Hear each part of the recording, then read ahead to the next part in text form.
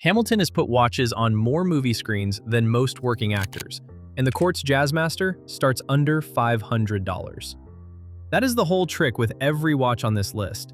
Serious collectors wear them, quietly respect them, and almost nobody bothers running ads for them. One of these 5 is a quartz watch with a seconds hand so smooth, people assume it costs 10 times what it does. Another is a Japanese dive watch running a movement its own factory builds from raw parts, the kind of thing Swiss brands charge 4 figures for. 5 cheap watches the enthusiast crowd takes dead seriously. We start with the one Hollywood keeps borrowing. Number 1. The Hamilton Jazzmaster. Walk into almost any shopping mall with a jewelry counter, and there is a decent chance the first real Swiss watch you ever touched had a Hamilton logo on it. That is not an accident. Hamilton has quietly appeared in hundreds of films, from science fiction blockbusters to war pictures. It's run in Hollywood stretching back the better part of a century, to the point where prop masters keep the brand on speed dial when a character needs a watch that looks right without stealing the scene. The company itself started in Lancaster, Pennsylvania back in 1892, building railroad-grade pocket watches accurate enough to keep trains from colliding, then strapping timepieces onto American soldiers through 2 world wars. Somewhere along the way, it moved to Switzerland and became part of the Swatch Group, which is where the story gets useful for you. Because that ownership means the Jazzmaster, even the humble quartz one, runs a proper Swatch Group Swiss movement, sits under a real sapphire crystal, and carries an end-of-battery indicator that warns you months in advance when it is about to run flat. The dial is clean, the case is restrained, and it wears like a watch that costs a good deal more than it does. And here is the part the spec sheet buries. Nobody films a breathless review of the quartz Jazzmaster because quartz does not trend and understatement does not sell. But the collectors who actually know quietly rate it as one of the safest first Swiss watches money can buy. The exact piece plenty of Rolex owners started with years before they ever walked into a boutique. It does not beg for attention, it just shows up, keeps perfect time, and outlives the occasion you bought it for. It is the watch you get for a graduation, wear through a decade of ordinary Tuesdays, and eventually hand to someone younger, still ticking. If the Hamilton is the American that moved to Switzerland and learned some manners, the next one never left home, and it quietly undercuts the Hamilton by more than $100 while doubling something the Hamilton is stingy with. Number 2. The Tissot PR 100 in the 40mm quartz, a Swiss-made watch with a sapphire crystal for around $350. Say that slowly because on paper it should not be possible. Sapphire is the hard, effectively scratch-proof crystal that watch brands usually reserve for the stuff with a comma in the price. Getting it Swiss-made at this number is the kind of value that quietly embarrasses more famous names.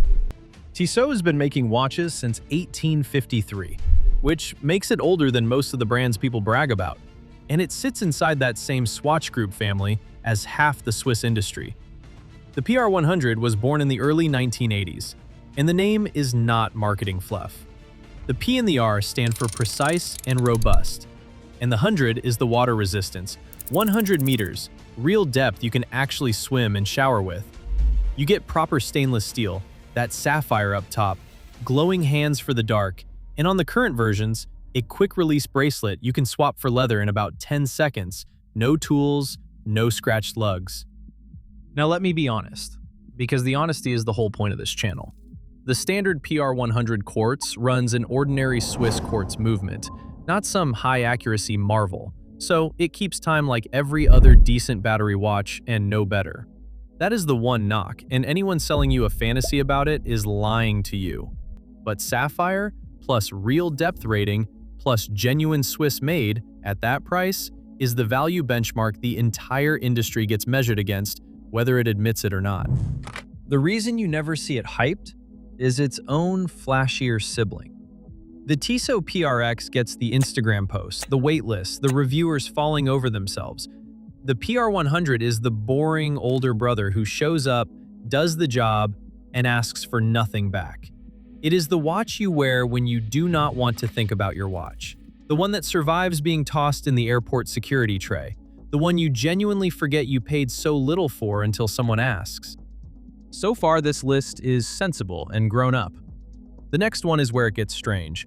because it is a quartz watch that behaves like something 4 times its price, and it drags a dead 1970s cult classic right back out of the grave. Number 3. The Bulova Super Seville, in quartz. Watch the seconds hand for 3 seconds, and your brain quietly reclassifies the entire watch as expensive. It does not tick in little jumps. It glides. One smooth, continuous sweep around the dial. The exact motion a mechanical grail costing thousands is famous for. Except this one runs on a battery and starts in the mid-600s, and it turns up on sale for less. Here is what is actually going on under the dial. Bulova builds a movement it calls the Precisionist, and it runs at 262 kHz, roughly 8 times the frequency of the crystal buzzing inside a normal quartz watch. That high frequency does 2 things at once. It drives that hypnotic sweeping seconds hand, and it makes the watch accurate to within about 10 seconds a year. Not 10 seconds a month, the way a good quartz watch is rated. 10 seconds across an entire year. And the accuracy is where people stop believing me, so let it sit for a moment. A mechanical watch that holds within a few seconds a day gets crowned a chronometer and charges you handsomely for the badge. This Bulova quietly beats that standard by a country mile, for the price of a nice pair of boots. There is also a practical payoff most people miss. The battery lasts around 4 years. The accuracy is that tight, so you set it once and functionally forget it. It is a set and walk away watch, and Bulova has the pedigree to stand behind the engineering. Their tuning fork Accutron technology was accurate enough back in the 1960s that it ended up wired into the instrument panels of the space program. This is a brand that has done serious things with precision.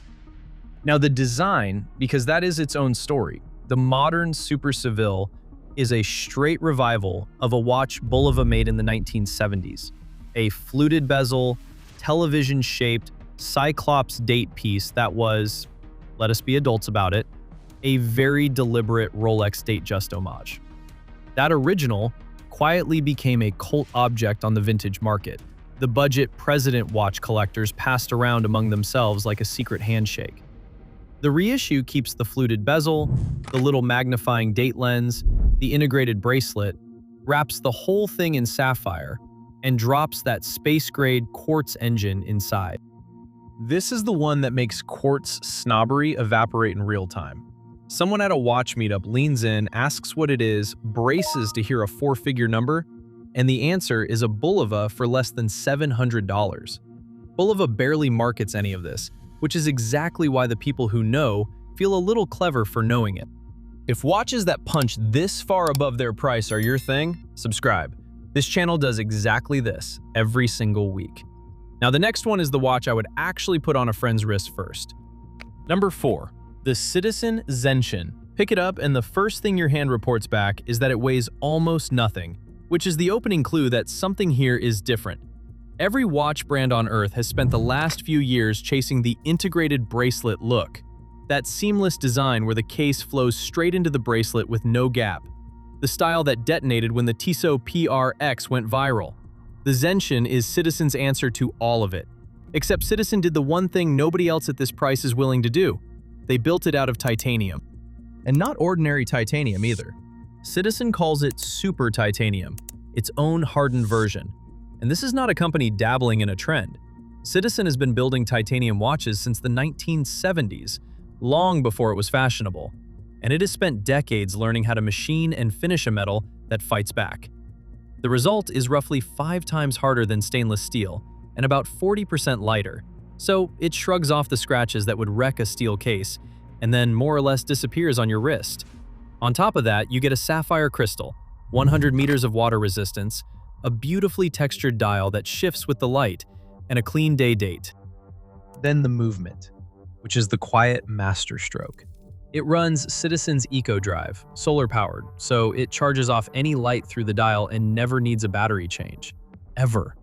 One good afternoon by a window, and it keeps running for months in total darkness. Think about what that stack adds up to. Titanium, sapphire, integrated design, solar, all of it landing around $500 and regularly discounted below that. Try to assemble those same specs from anyone else, and you fall straight off a cliff into 4-figure territory. I will give it one honest knock, because you deserve it. The folded clasp on the bracelet feels a step cheaper than the rest of the watch. That is the only corner that got cut, and it is a small one. This is still the grown-up version of the trend everyone else is busy filming. While the internet argues about steel-integrated watches, Citizen quietly built the titanium one and barely told a soul. There is a reason enthusiasts keep repeating that Citizen now owns the value corner Seiko used to own outright. It is the watch you put on, forget about, and catch a coworker squinting at 3 weeks later going, "Hold on, that is titanium?" These four are all smart money. The fifth is the one watch guys respect the most, the cheapest thing on this entire list, and the only one with a real mechanical heart beating inside it. It is also the one that makes a Rolex owner nod when he clocks it on your wrist. Number 5. The Orient Mako. A genuine automatic dive watch, rated to 200 meters, running a mechanical movement that Orient's own factory casts and assembles from scratch. And it sells for a few $100s, often under $300 if you shop even a little. Sit with that for a second, because it is the part that makes Swiss purists shift in their seats. In-house movements are the flex expensive brands lean on to justify the numbers on their tags. A watchmaker that designs and builds its own mechanical engine, instead of buying one off a shelf, gets to charge you for the bragging rights, and it usually charges a lot. Orient builds its own engine and then sells it for beater money. No Swiss brand on the planet offers proprietary mechanical watchmaking anywhere near this cheap, and it honestly is not close. Orient can pull this off because it sits inside the same corporate family as Seiko, running quietly on its own, turning out mechanical watches at a volume that keeps the price almost unfair. The Mako itself is a proper tool, not a fashion prop. 41.5 millimeters across, a unidirectional timing bezel that clicks around with real intent, a day date, and a screw-down crown built to be worked with cold, wet hands. The newer versions even hack and hand wind. The small refinements enthusiasts had been asking Orient for over years. For a long stretch, it has stood right beside the now-retired Seiko Diver as the watch you point a beginner toward when they want one serious mechanical watch that can do everything. Now, the honest part, because you come here for honest. The classic Mako wears a mineral crystal, not sapphire, and that is the one real compromise on it. It will eventually pick up a scratch that a sapphire would have shrugged off. Step up to the third-generation Mako, the one Orient calls the Kamasu, and you get sapphire for a little more. Either route, you are walking away with an almost absurd amount of watch for the money. For years, the Mako has been the insider tip, the answer longtime collectors quietly give when a newcomer asks which cheap watch is actually worth owning. It is the beater a Rolex guy throws on to mow the lawn and then, half embarrassed, keeps reaching for all weekend. Nobody runs a campaign for it, it just keeps earning the respect, one wrist at a time. So circle back to where we started, with a Hamilton borrowed by Hollywood and handed down at graduations. None of these five got where they are through marketing budgets or hype cycles. They earned the spot the slow way, by being more watched than the price tag admits, and by being the pieces the people who actually know reach for when nobody is watching.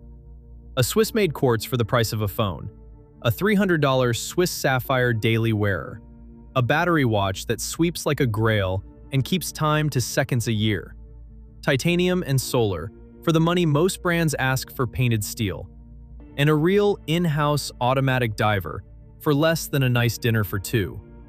That is the quiet end of this hobby, the corner that never makes the ads and never needs to. If you had to strap one of these on your own wrist tomorrow morning, tell me which one, and tell me why, down in the comments. I read them, and I will argue back.